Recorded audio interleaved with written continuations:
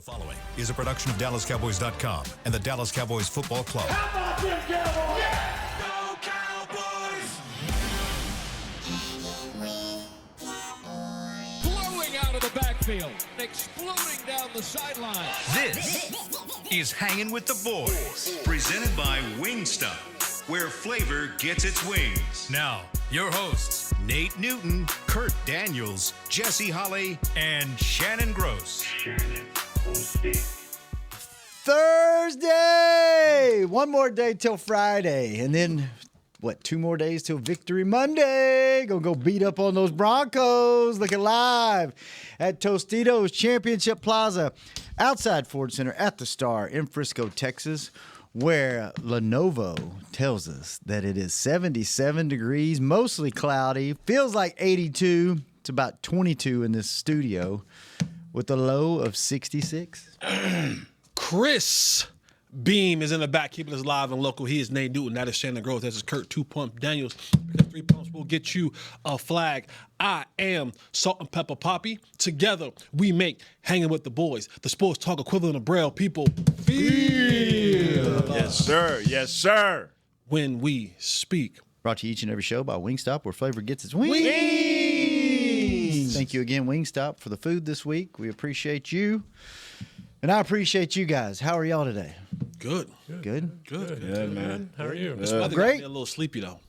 It was raining on the way up here. Oh, it rained on you? Oh. Rain a bunch tomorrow. Yeah, it's Saturday, supposed to finally get – man, you realize how long it's been since we got a good rain? Yeah. It's been months probably. So weather's finally creeping in, getting football weather finally in the end of October.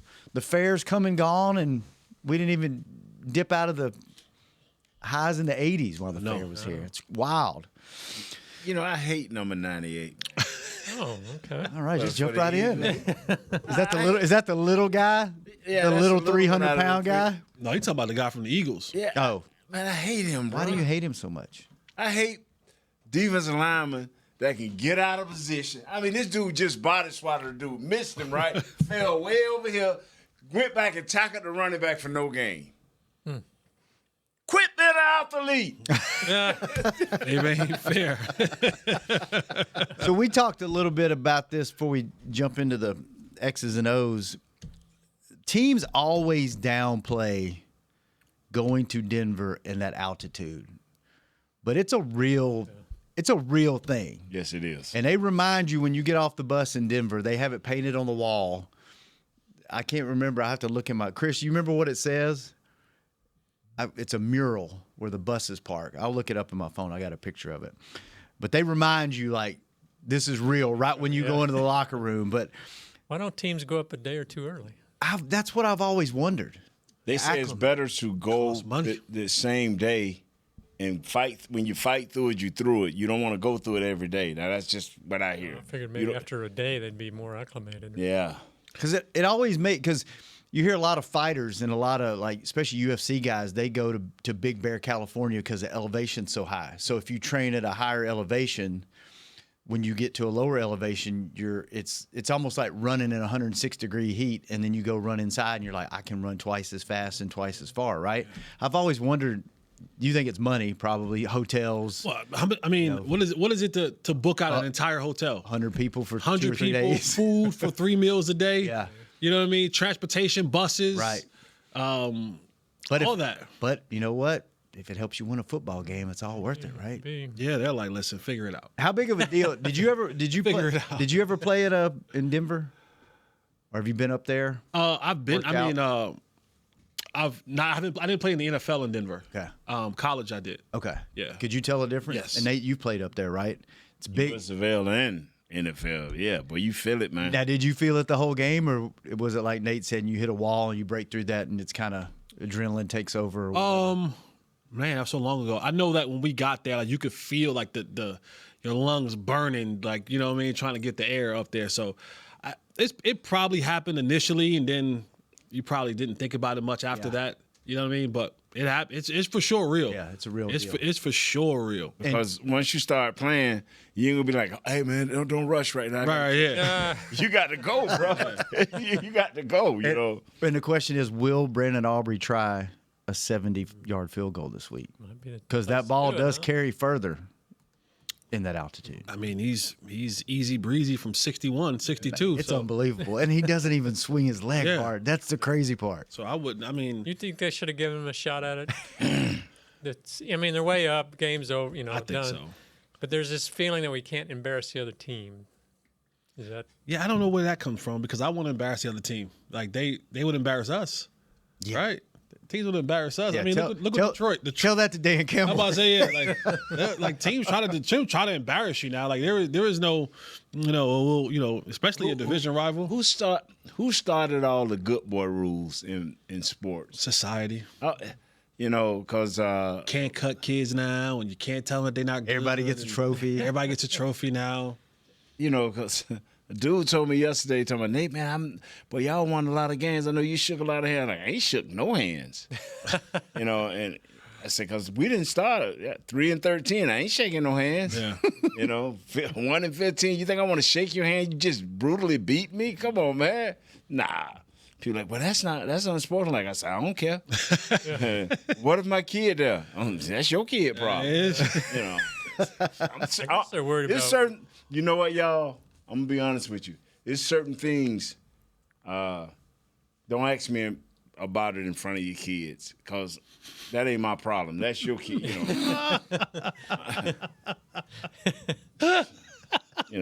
I'm being honest. I'll just tell y'all from experience, if your kid's with you and you see Nate, You go on about your business. just pass. Yeah, just Go on about pass. your- Just because if you speak to me, I'm gonna speak to you. But if I got somewhere to go, I'm not stopping to talk to you and your kid. I'm sorry. I'm not. I got something to do. I'm important just like you're important. So, your best bet is to look but up. now we'll get my attention. Now you will get 10 more seconds if you say hanging with the There you boys. go. Boys. Yeah, then I'm gonna stop. Yo, catch me at 4th and long, and No, don't catch them. Send them to my Twitter. Your best bet is to look at the tour schedule and book a tour when we're either you coming gonna get me to in talk to you. Yeah. or we're leaving. Yeah. 'Cause Nate will jump on a tour and tell you all about one or two stops. Yeah, mannequins. You know what I like to hear when we doing those with them guys doing the tour and the ladies doing the tour is when they say, right here, we did this. And I look at them, I say, this is 98, right? They say, yeah. I'm like, okay, so tell me what happened during the game. You said you was there because you say we did this. You're like, I'm on that wall. Yeah. But no, I'm just No, I'm not as mean as I'm putting it, but when it comes to winning and losing, I was not Say anymore. You're not as mean anymore. No, I'm not. I know. But no, what I'm saying was time. is when I played for the Dallas Cowboys What's the time? and we lost or won football games, I didn't want to shake hands. And I went so far as I went to Coach Johnson. I said, Coach Johnson, I said, man, I don't like shaking hands. And I said, especially if we done got beat. I don't want to shake hands. He said, son, you won't beat me to the locker room. That's all I need to hear. That's all I need to hear. He said, the only reason I have to shake hands because the officer leads me to where the other coach at. Yeah. Other than that, I don't want to shake your hand. I said, thank you, coach. So does it bother you now that these guys are No, that's your thing. changing jerseys and all Now, that? the jersey thing, I don't like it. But if that's your thing, why do we have to have a rule that I'm a bad person because I don't shake hands? But then I give to all these charities, and I'm a bad person. No, what I do as a living, when I play football, if I didn't want to shake a hand, that don't make me a bad player. I just had other things on my mind. You just beat me up, and I don't want to shake your hand. That kind of all started to change though when you were playing, didn't it? Guys, were- Yeah. That's when it was literally it was changing as I was in the league because I was a part of the team. We're on a wild tangent, but we're here now. So this was before the jersey swap. But remember, Tashard Choice went and got Michael Vick to sign a glove for his nephew. Right. His nephew was a huge Michael Vick fan, so he got Michael Vick to sign a glove after the game. And you would have thought That you lost. yeah, we lost the game. Yeah. Yeah, but you would have thought Tashard had just, Asked asked him for a loan or something. Robbed 10 grocery stores. Yeah. People were like he was a bad dude. Like, how could you lose and go up to Michael Vick and he just beat you? And he was like, the glove was for my nephew. Like, my nephew, Just made him feel He's good. like, Tashard's from Atlanta. His family's from Atlanta. So when Vic was at, the Dolphins, the Falcons and all, it's just like, this is for my nephew. I'm getting something from my nephew who's a huge Michael Vick fan. And it was a big thing, like, for like a whole week. It was on national TV and everything. It was But like, now, that's the thing to do, bro. Yeah. And I Tashard went to Georgia Tech in Atlanta. yeah, born and raised, And, like- went to Georgia Tech, like everything. He is so Atlanta, and so of course he grew up in that, and his family grew up in that Michael Vick era in Atlanta, and so he got a glove signed, and they were like, no, they was ready to like pitchforks at the front lawn in the morning. And the funny thing now about that whole situation, like just around the league, is if you don't give your jersey to someone else, everybody's like, why do you want to give his jersey? Yeah. You're a bad guy. Now you're a bad guy. You're a bad guy. Like, I need to get your jersey. Nah, I'm giving you this jersey. Like, why not? It's crazy now. Yeah, it's wild times that we live in. I just believe that in this world where you are able to, thanks to our phones, we can be somebody. Everybody that has a phone can be somebody. So I've learned over time, I'm not going to knock what you do. That's your thing. If you're really not hurting anyone, why am I going to knock you? I'm just not. Back in the day, I did what I did. I didn't make a big public thing of it because I knew people would be like, oh, Big News is a bad person. So I didn't make a big public thing of it. But today, somebody will blast me out of the water. But once again, I this one little simple thing I don't even care about, And then some guys will do it where they won't do it on the field. They'll be like, they'll tell the equipment guys, hey, Yeah. I'll send it over to you Yeah. because they don't want to, what are you smiling at, Kurt? I pulled up this story about. I didn't remember that story about. I do. Choice. Oh, it was huge. Yeah, there's like it was- he had to apologize. Yeah, it was. All I'm this telling you, stuff. it was. Management was that mad was at one him. of that was one of the first.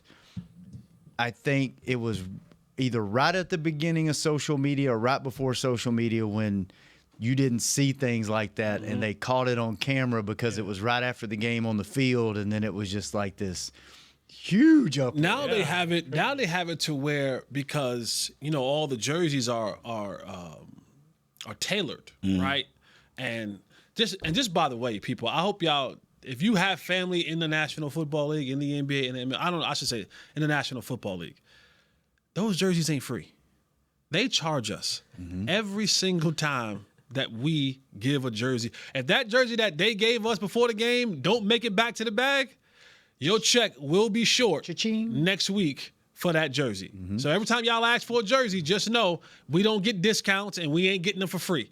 They charge us full price and if your jersey has to be altered, you're getting charged for that too. Wow.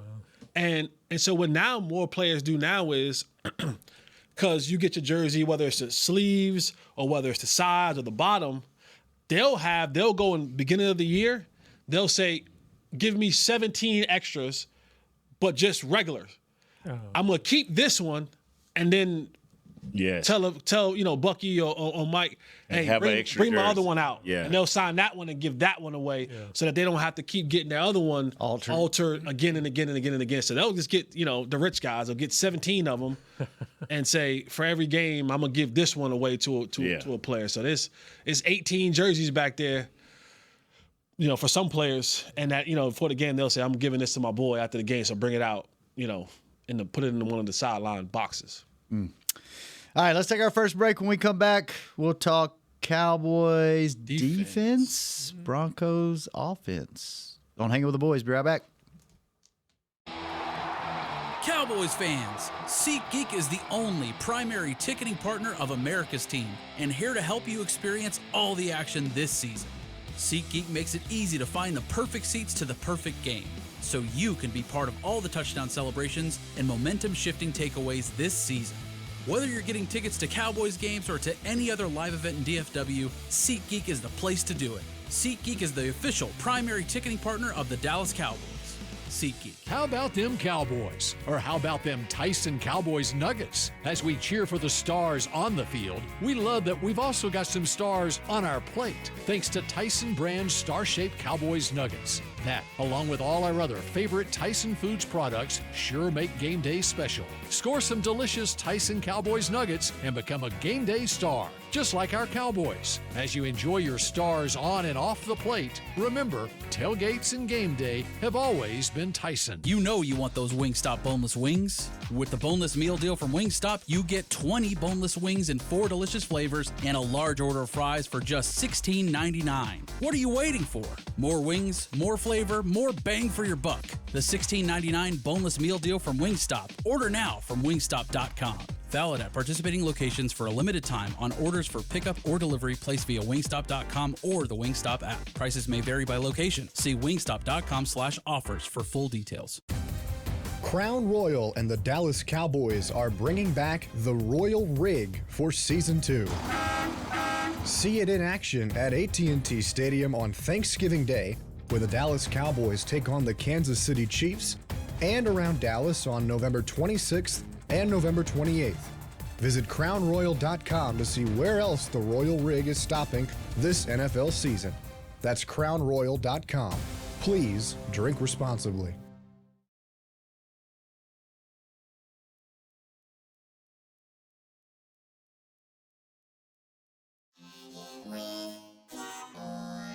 Back to Hangin' with the Boys.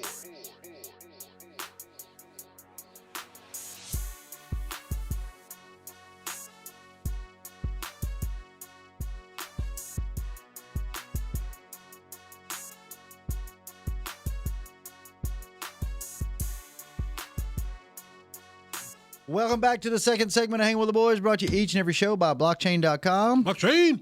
Go. Thank you, Jesse's John. on it today. Locked in. Thank you, blockchain.com. All right.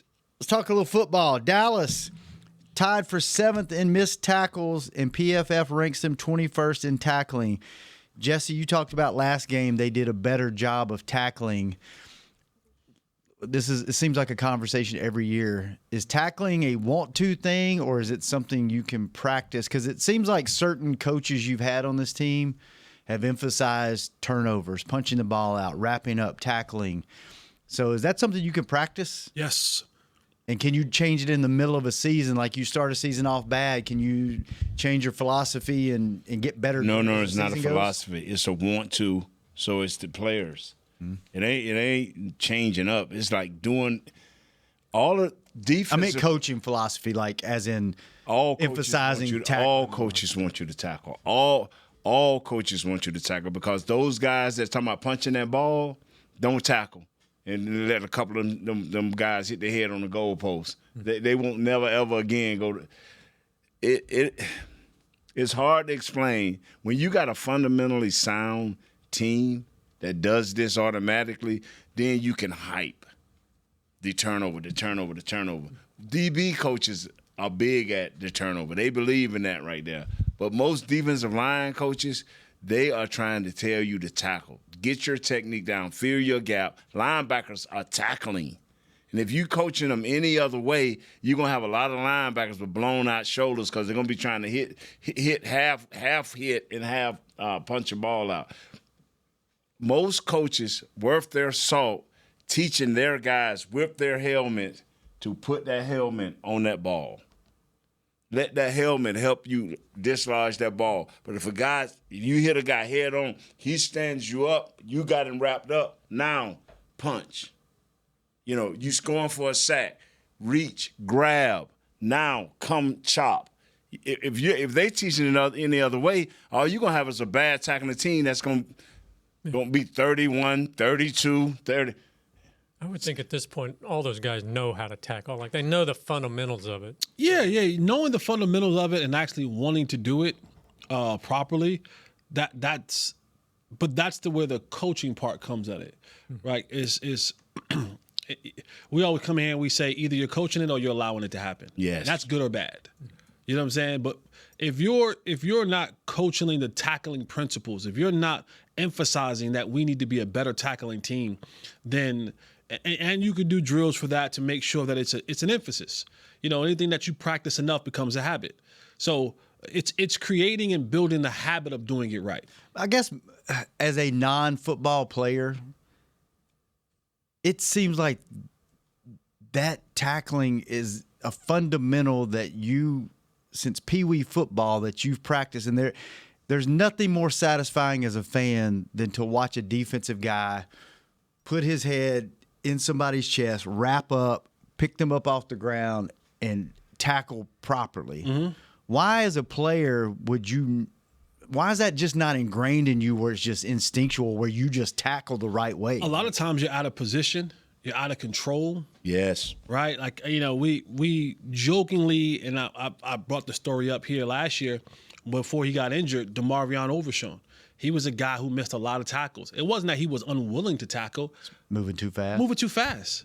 And so he gets there and he wants to tackle, and all of a sudden now you're moving at 100 miles an hour when you go to throw yourself at this defender, and he moves a certain way, and now you miss him. And we talked about, he approached me in the lunchroom, was like, I hear you, big bro. And it's something like, he wants to tackle, but it's the fundamentals of, hey, break down. Tap your feet, break down, shoot your guns, wrap up, make the tackle. So when you say it's a bad tackling team, that doesn't necessarily mean that they're not wrapping up. They're just running past guys out of position. You're running past guys, you're out of position, you're not being where you're supposed. Like, I'll give you an example. I don't know if we showed it here or not. Sometimes my shows run together. But even against the Carolina Panthers, there was a play where you see the safety coming down, and he is coming down in the alley he is supposed to be in. 6. He's coming down, Donovan Wilson. He's in the alley he's supposed to be in, and he's looking like he's ready to tackle. And for whatever reason in his mind, he just said, I'm going to jump over here. He jumps over here when there's a guy already standing there waiting to make the tackle, and Rico goes right up in the hole where he was supposed to be. And he tries to reach back and arm tackle Rico. And Rico just runs through the arm tackle. That's a missed tackle. It's not because he was unwilling to tackle. He was out of position to tackle. And so a lot of times it's you being out of position. And when you're out of position, the skill level is just so great in this league now, and the athletes are they're so bigger, stronger, and faster than they've ever been. You're not arm tackling a guy. You ain't sticking your arm out there and all of a sudden you're strong enough to bring that guy down. Oh, he's running through that. Get a hyperextended elbow real quick. Elbow, shoulder, you know what I'm saying? Donovan Wilson right now, he's dealing with elbow and shoulder stuff right now because not being in the proper position to tackle guys when how you're supposed to be tackled, or you're supposed to be tackling. So a lot of it, again, it's teaching the proper technique in how to do it, and then getting guys in position to do it. Now there's some guys who are unwilling to participate in tackling. I won't say any names, but there are a few dudes, and it's not just a Cowboys thing. It's this position across the league. Mm-hmm. A lot of dudes just aren't willing at that position. I'm gonna throw a shoulder, and if that didn't get the job done, oh well. You know what I mean? I'm just gonna throw my head down at his ankles. If I clip him, I clip him. If I don't, yeah. I hope the cavalry is on the way. So, but yeah, you tackling a lot of time is when you miss them. Is probably because you're out of position. Okay. Yeah. Kurt. Yeah. Go through your points 2 and 3 on your list. Well, I thought it was kind of interesting. I wanted to get your guys' take. Pro Football Focus does a ranking of guys who get double teamed percentage-wise. Mm-hmm. And so the Cowboys, they have 3 guys in the top 20, all their interior guys, Osa, Clark, Thomas. Among those guys getting double teamed more often, they rank in the top 20. And conversely, when the guys on the edges, they have another with who's getting chipped the most highest percentage time. The highest for Cowboys is Houston. He's at 23rd. Clowney's 38th. Fowler's 47th. Izaraku's 54th. So what that tells me is that teams aren't too worried about our defensive ends. Especially when you're talking about chipping, because chipping is a form when you're pass rushing. And what these teams feel that they're confident enough to block our guys one-on-one. But when you take the other, where you say the double team in that. Inside guys. The inside guys, that means that they don't even worry about our outside guys because they're going to move our inside guys. And they can move them with 2, and they're going to run that rock. That means because the linebackers are not doing the job because these guys are on top of them. And to add on to that, it's also, you play the numbers game. Until last week, most of the time they were rushing 4 men. Everyone else was dropping back in coverage. Well, simple math says tackle, guard, center, guard, tackle. In tackle, in, 5 beats 4. So when we line up, if you ain't bringing an extra guy nowhere, our line is sorting through that and saying, you got him, we got him, you got him. And so just the math alone, just the Cowboys weren't bringing enough dudes to make you have to go single blocks. So there's always going to be, whether that center or that guard, you see, him slamming down on that guy and then moving to the second level, or just staying on that guy. And if no other work comes, we just going to maul him. If more work comes, I'll shoot off and I'll help somewhere else. But if not, we just going. It's the only way to improve on that is just send more guys, I guess. Got to even the numbers up. And you're talking about he's talking about the passing situation. Yeah. I'm talking about the running situation. Okay. Like I'm looking at Denver's offensive line right now. They are not coming off to no linebackers. They are letting the running back dictate when they're going to come off to the linebackers. And they doing this against Philly. They are moving folks. I think they had 130 yards or whatever. They are moving folks off the ball. And now your linebackers got to be very, very active, very almost anticipating where that ball is going because their defensive line is getting moved.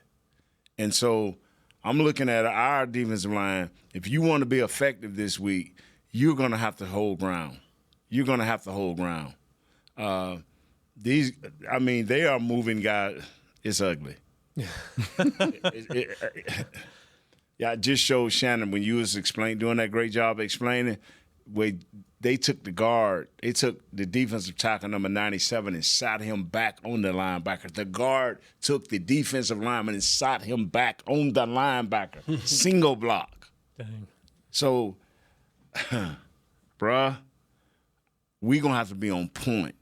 Number 95 and number 97 for the Dallas Cowboys are going to have to be on point because these guys are good enough to single block you.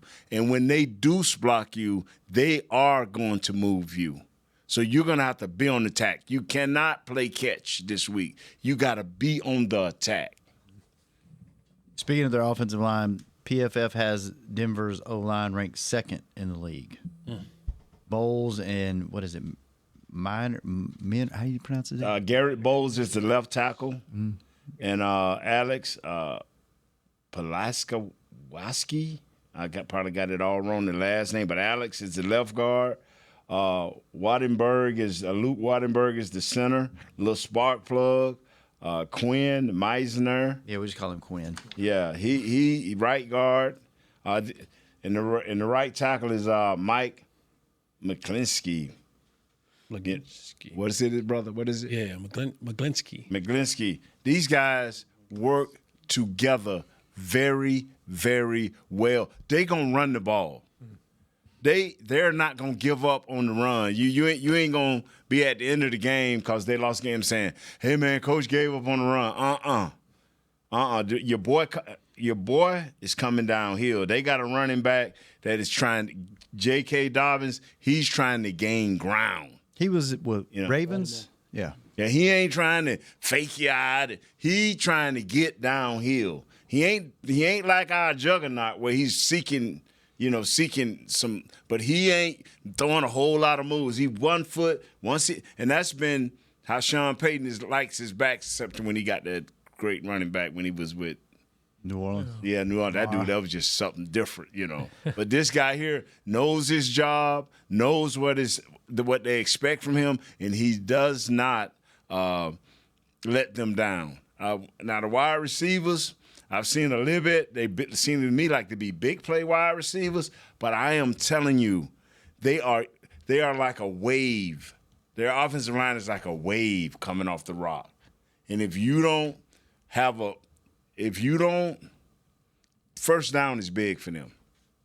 And they're going to hit you on first down with some nice runs, some nice quick passes, but that is what they're trying to do. And once they get your linebackers coming up, that's when that young quarterback, he starts going to work. He's got 11 TDs, 4 interceptions. He can and will run the ball, and he's feisty.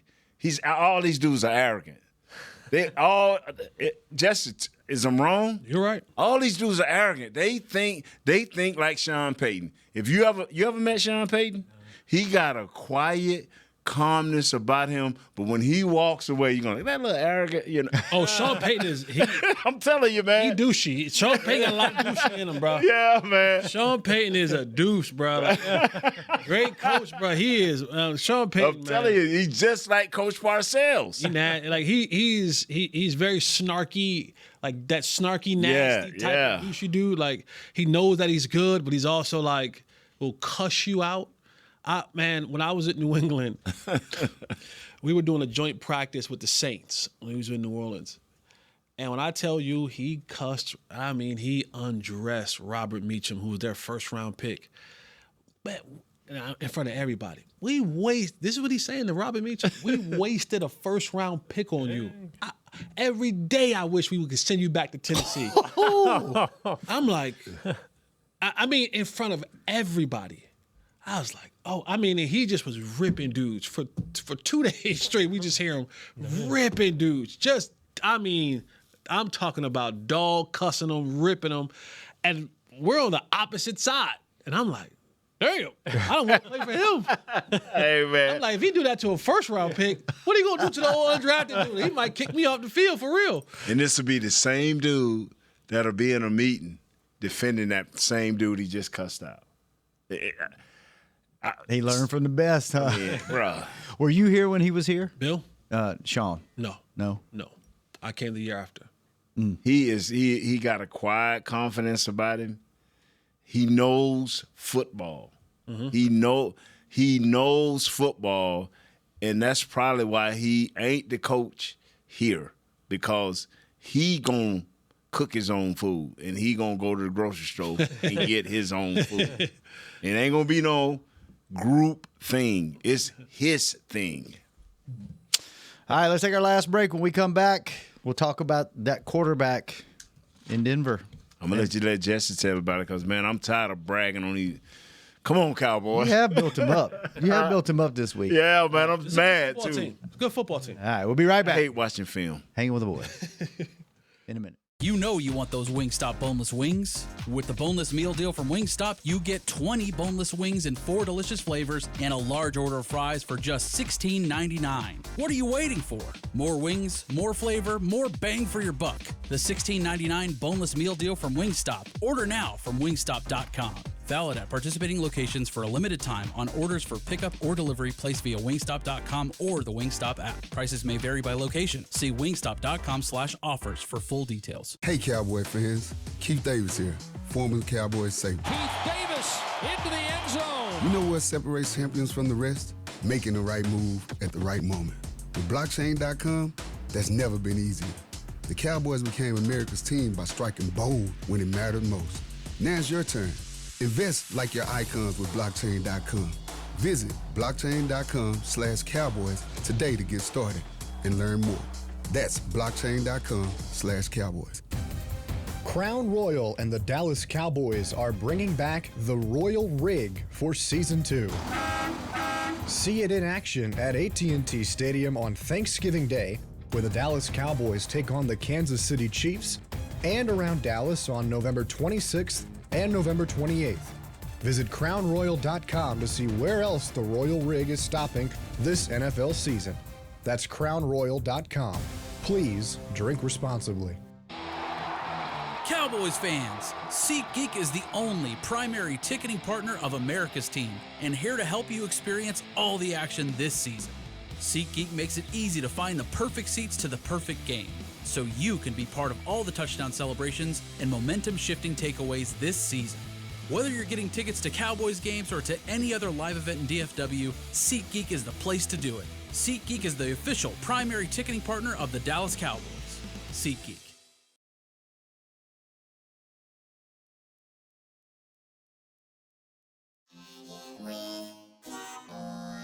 Back to Hangin' with the Boys.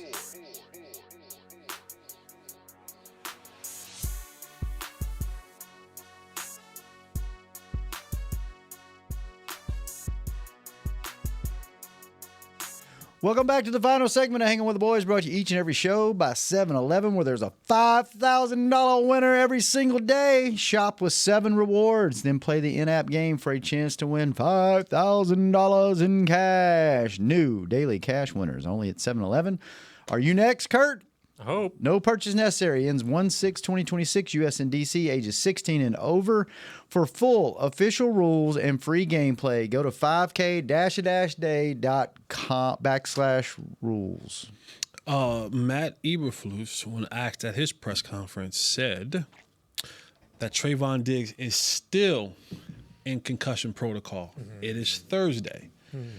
They got one more practice tomorrow, and then they travel on Saturday. I don't know. I don't know.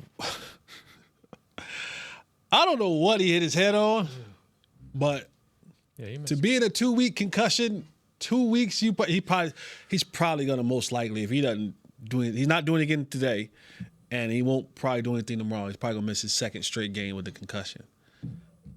Did he fall off the roof? Was he putting Christmas lights up? I am really interested in this story. This thing is getting weird. Yeah, really interested. It's getting. And when you give us nothing, you just open up the door for Recky Specky. This is going to be one of those things where we hear something in a week or two, and then 2 or 3 years from now, you hear what really. Oh, I think let me not Recky Specky here. Look at you, growing up. You and Nate both this week have caught get me, devil. Have caught yourselves. Yeah, the spirit is real in the building this week. I tell you what ain't real. I tell you what's real. This offensive line for the. All right, let's talk about them. Yeah, that's real. Let's talk about them. All right, so Denver's among the league leaders in screen passes, and Bo Nix is tied for 4th in completions with 160, but is 30th in yards per completion at 4.1. So he's throwing the ball, getting the ball out quick, right? Yes. A lot of screen passes, a lot of underneath stuff. A lot of rollouts. We've had a lot of problems with all that stuff, right? Bo Nix, a lot of rollouts. He is one of the highest quarterbacks in the league with rollouts. I think only Patrick Mahomes has more than him. But he's not completing many when he rolls out. As the great Ludacris would say. Roll out.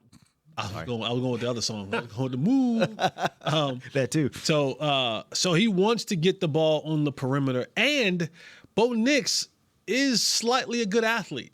Like, he's slightly a good athlete. I'm not saying he's not Lamar or Jaden. He's not. Don't get me wrong. He's not. But he's a good enough athlete that if he gets outside the pocket, that he'll tuck in and can get some yards.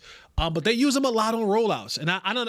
And that also could be just me thinking as a player, a young quarterback trying to get him to see the field a certain way.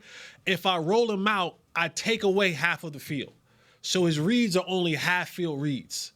And sometimes, having that type of situation can limit your opportunities for success in the passing, in the percentage of completion, because you don't have the entire field to work with because of the amount of time that you roll out. They're going to take shots with Courtland Sutton, so get ready. I was talking with Clarence Hill this morning, and I jokingly said to him, I said, who do you think who will get more defensive pass interference yards this game, Courtland Sutton or George Pickens? And so he said Pickens. And he just quickly, Pickens.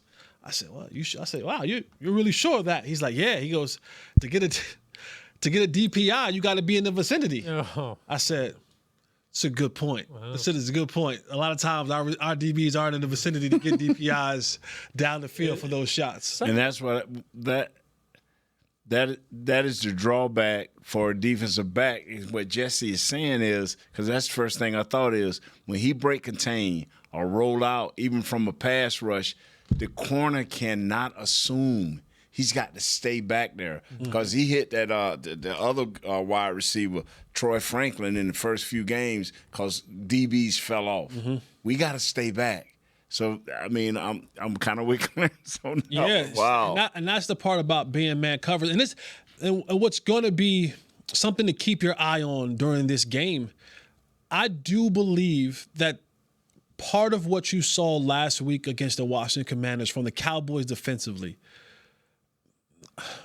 I don't know what percentage.